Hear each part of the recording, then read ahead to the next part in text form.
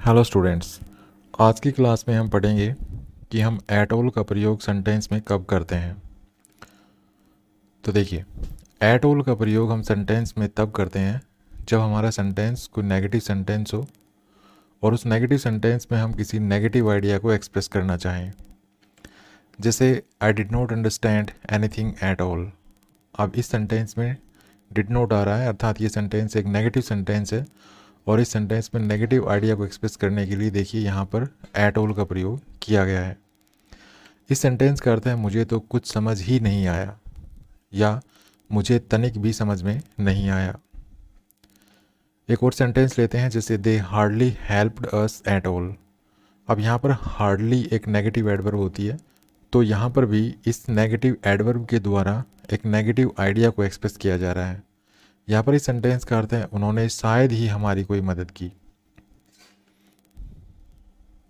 Next है, हम at all का प्रयोग इंटेरोगेटिव सेंटेंसेस में भी करते हैं और इंटेरोगेटिव सेंटेंस के साथ साथ हम उन सेंटेंसेस में भी एट ऑल का प्रयोग करते हैं जिनमें हम नॉन अफर्मेटिव शब्दों को देखते हैं।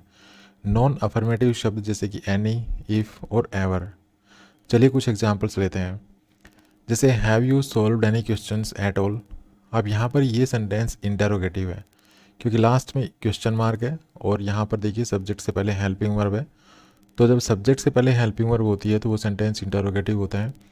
तो यहाँ पर ये सेंटेंस इंटरोगेटिव है और इसमें देखिए लास्ट में एट ऑल का प्रयोग किया गया है।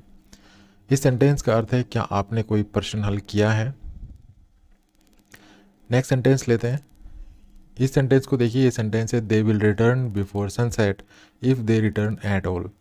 अब यहाँ पर देखिए इफ़ शब्द का प्रयोग यहाँ पे किया गया है और यहाँ पर हमने देखा था कि जब हम नॉन अफर्मेटिव शब्द जैसे कि एनी, इफ़ और एवर अगर किसी सेंटेंस में यूज़ करते हैं तो इन शब्दों के साथ हम एट ऑल का प्रयोग कर सकते हैं।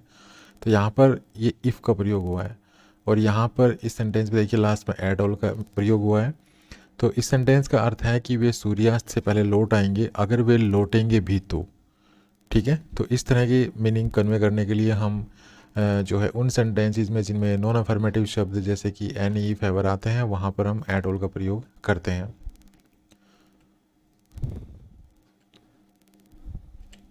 तो कैसा लगा ये वीडियो? अगर वीडियो अच्छा लगा तो प्लीज़ को लाइक कीजिए, शेयर कीजिए, चैनल को सब्सक्राइब करना ना भूलें। Thanks for watching this video. Happy learning. Bye bye.